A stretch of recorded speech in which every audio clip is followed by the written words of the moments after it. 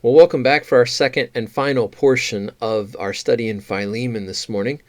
Before we start the second part of the Bible Project video, remember that the theme we're looking at is that personal salvation should lead to interpersonal faithfulness.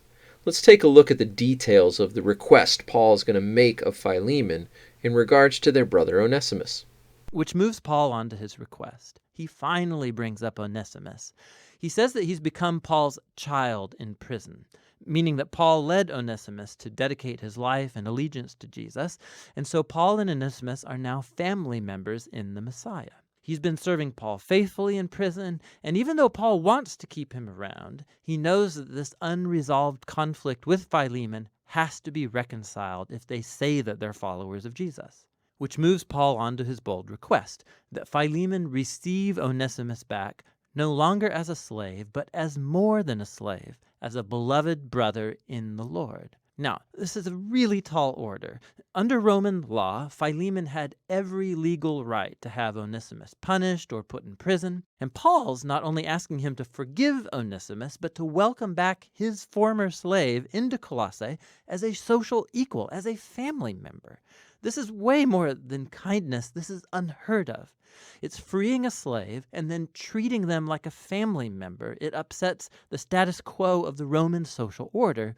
Why should Philemon do such a thing? And here Paul pulls a brilliant move. He recalls that key word from the opening prayer. He says, if you're truly a partner with me, it's that Greek word koinonia again, then welcome Onesimus as if he were me. And if he's wronged you or owes you anything, charge it to me and I will repay it. So in this request, we see the heart of Paul's gospel message being acted out.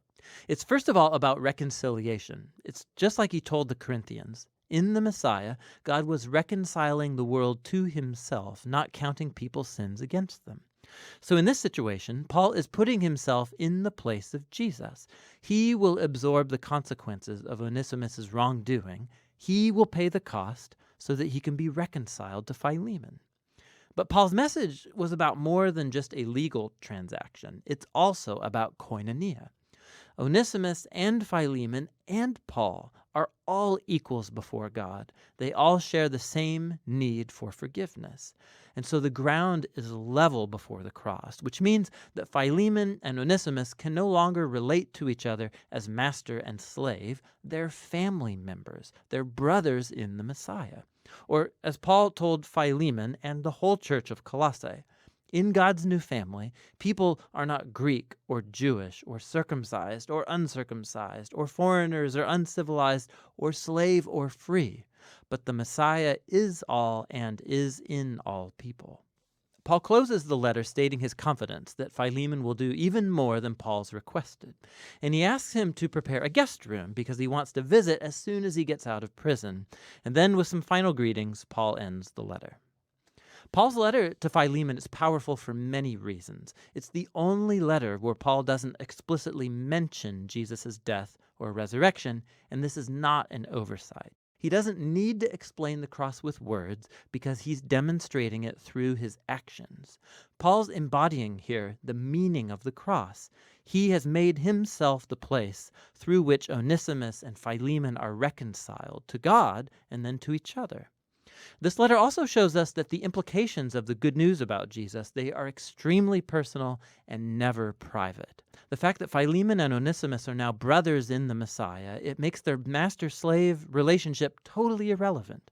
The family of Jesus' people is the place where all are equal recipients of God's grace. It's a new kind of society, or a new humanity, as he called it in the letter to the Colossians, where people's value and social status, it's not defined by race or gender or social or economic class. In the Messiah, there are simply new humans who are equal partners, who share together in God's healing mercy through Jesus.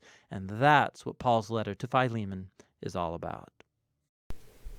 Well, toward the end of that video, the Bible Project took a look at the fact that Paul is really taking upon himself in the book of Philemon a very godlike position or godlike disposition. And that is, rather than commanding, ordering, demanding, God has the right to do that, Paul had the right to do that as an apostle. He's going to invite Philemon into obedience. God often, he does command us, don't get me wrong, God commands, but God also woos, he invites, he romances us, in essence, into obedience. We still should obey and do what he commands, but we should do so out of the relationship that we have with him. And so you see Paul appealing to his relationship with Philemon rather than his position of authority. In verse 9, Paul mentions his imprisonment. As we said, that seems to be an important piece of his argument. Then he notes that he looks at Onesimus as his child in verse 10.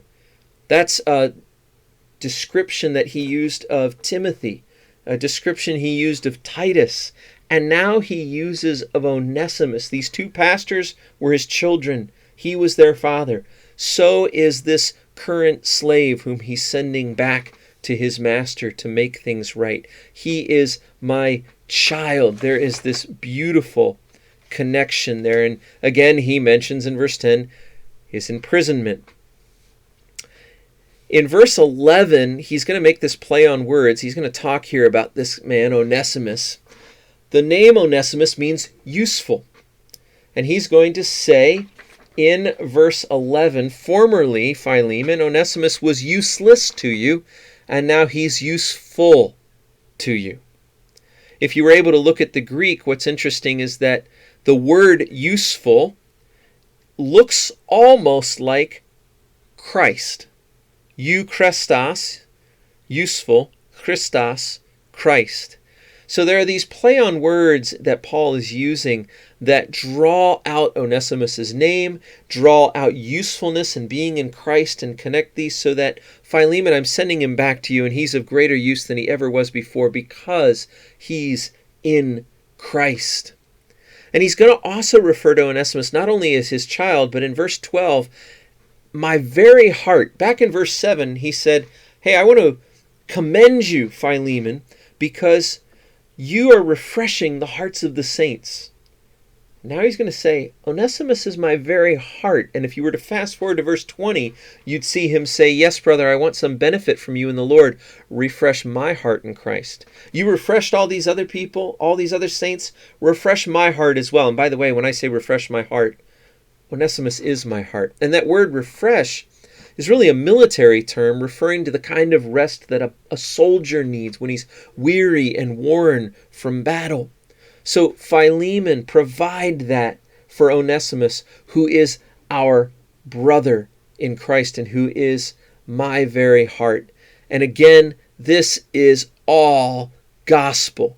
Paul is standing in the position of Christ. He is saying to Philemon, take Onesimus's debts, put them on me, and you welcome him as a brother, just like Jesus did for us.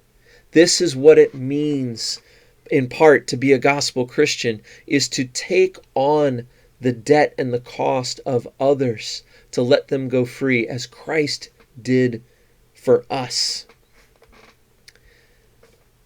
Toward the end, they used a very similar phrase to what we said early on. The implications of the good news are personal, but they're never private.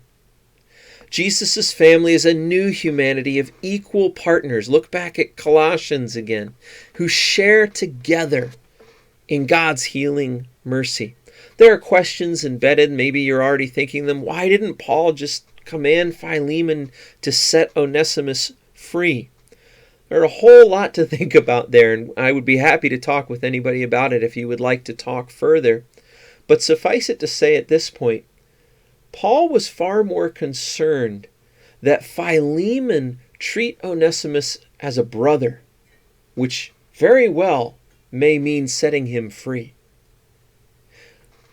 than he was that Philemon would treat him as a free man. A free man, he could set him free without brotherly affection.